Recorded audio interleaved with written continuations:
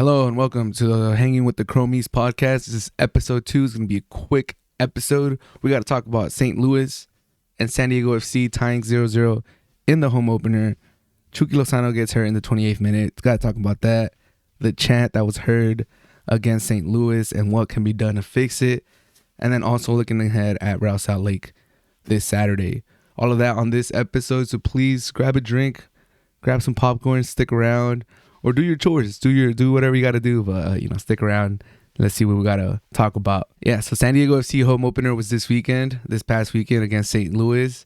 And I got to say that thing looked popping. Like watching it on TV all the way in San Francisco, I could not help but think like, man, I wish I was there. This shit looks so nice. Like the entrance, the ball, Manny Machado coming out, the fans. The atmosphere looked amazing. The drone shots were exquisite. Like they were really showing out for the audience. It looked so fun. I'm excited to go. I'm actually going to go to the LAFC game later in the month. But yeah, let's quickly talk about the game. Not too many opportunities. SDFC had the possession. They looked a little dangerous at the beginning. They were going forward.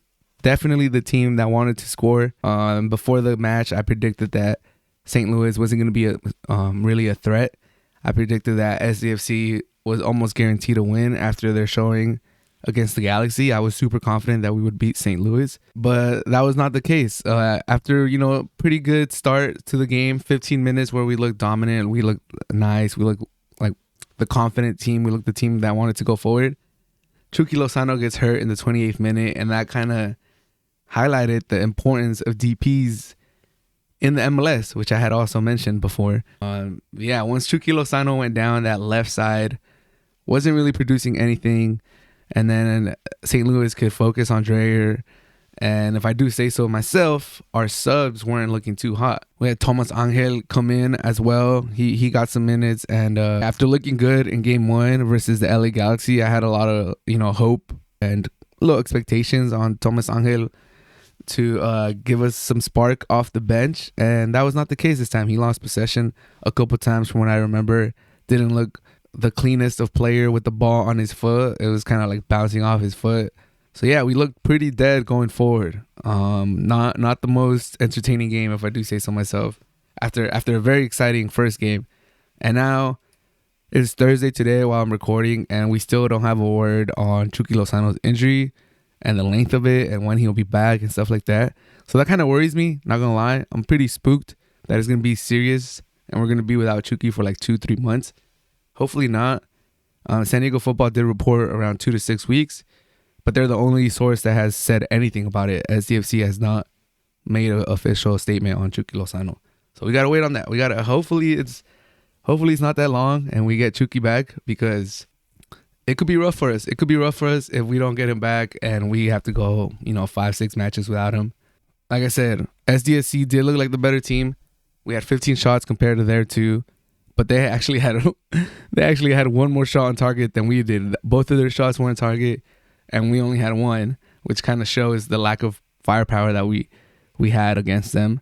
72% possession. These Barcelona fans will be hella excited about that, but possession doesn't win you games. We had more than double the amount of passes that they did.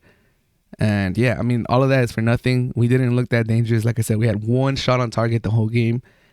And we were just kind of passing the ball around with no intention, with no end product.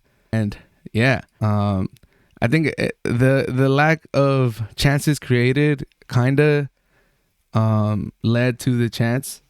Let's just get into the chance right now. The MLS looks like they're going to come down hard on SDFC, and SDFC has done everything since Saturday to, put it behind them and try to work with the fans to end it, try to work with the supporter group to stop these chants. I hope someone has a good solution, because this problem has been going on for a while. Maybe follow the Mexico national team. But the hope is that LAFC did have this problem too, and they put some of these same statements out, and they put rules in their stadium, and they kicked people out, and eventually it went away. So that's the hope for the chant. I do see why it's wrong. Obviously, if it doesn't matter if people think that it's not a homophobic chant, or if they're when they're saying it, they're not thinking homophobic thoughts. They're just saying it because, for them it's tradition and they've been doing it their whole life. But the community is speaking against it. Like, people are offended with it. And even then, even if you don't say the homophobic version of it, the non-homophobic version of it is still vulgar. So, you could, either way, the stadium, the team, the MLS is well within their rights to be like, nah, we don't want that chant. It's vulgar. It's homophobic. People are offended. People don't want to hear that. That's it. It's done. No matter, like, I know people think it's tradition and it's going to upset a lot of people, but rules are rules. You could say the league is going soft, the game's gone, but I don't think so. I think there's still a lot of fun chants that you could do. You could even change this one to something else and it'll be probably allowed. I'm hearing burro. People want to use burro, which means donkey, which kind of means dumb. So they're calling the goalie dumb. Do I think people are thinking homophobic thoughts as they're saying this? I don't think so. Maybe I'm giving them too much benefit of the doubt. I don't think people go to a game and that's what's in their back of their head. I don't think that's going on when they're thinking of when their keeper's doing that. Most of them just do it because, it's tradition, and they probably saw their parents do it. They see their friends do it, and they're like, oh, okay, it's a little thing. It's a little thing we do when we go to games. It's kind of like the wave, but more vulgar. What I'm trying to say is that because I don't think people go in with it with these malicious thoughts, I think eventually we will be able to find a solution, and it will be able to get eradicated from the stadium. It's gonna take some work, and it's probably gonna take more social media posts, and maybe the team, the captain, and the coach talking to the player, to the stadium, to the fans in person, while like before the game or something. And it's gonna take some people getting kicked out, but I do think that eventually it's gonna get eradicated, and we're gonna be able to enjoy the game.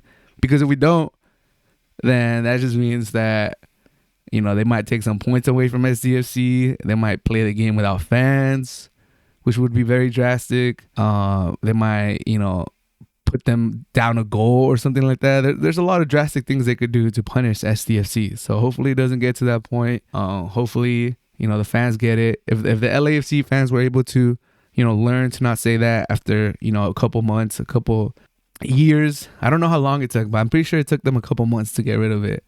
Then I'm pretty sure eventually in San Diego, it will go away too. We just gotta, kick a few people out. It's not gonna stop overnight. We gotta kick a few people out. Maybe come up with a new chant, burro. The burro idea, I think, is kind of nice. It might work. Now, if they get offended with burro, then I don't know what the option would be after that. Like, if the league and the team says no to burro, which just means kind of dumb, then I don't know what to do after that. But like I said, it gives me hope that it could be eradicated, because I don't think people actually go there with the idea, I'm gonna chant a homophobic chant. They kind of just go there and they're like, I'm in a soccer game. This has been done at soccer games forever, so I'm going to do that too. Like the wave, but way more vulgar is what I'm trying to say. So because of that, I have hope that it will be able to get stopped. But maybe I'm naive. Maybe I'm a little naive. Maybe people do go there and think, I want to be the most homophobic person ever and chant this and not focus on the game. And every time I say this, I'm thinking malicious thoughts.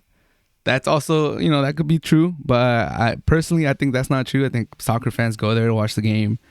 This has been said forever, and they just say it without really thinking. But I could be wrong. I could be naive, like I said. But yeah, looking forward to the next match against Real Salt Lake. It could be tough for San Diego. Like I said, one of my reasons to be concerned with this season, to not be as excited going into the season, was that we only filled 2 of our 3 DP spots. Dreyer, Chucky Lozano, empty. Now Chucky Lozano is gone. They haven't really said anything as of Thursday, March 6th, morning of Thursday, March 6th. So I'm a little scared that they haven't said anything.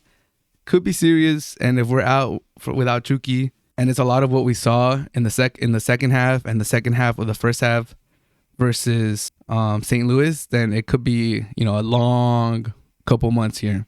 A little boring. So hopefully that's not the case. Hopefully it's just a couple of weeks and we get to see Chucky back. But like I said, this team has only been together for about 2 months, so the chemistry will get better, and hopefully the scoring chances will get better. Another thing that I do notice with Mexico games and now with the San Diego FC is that fans, for the most part, behave.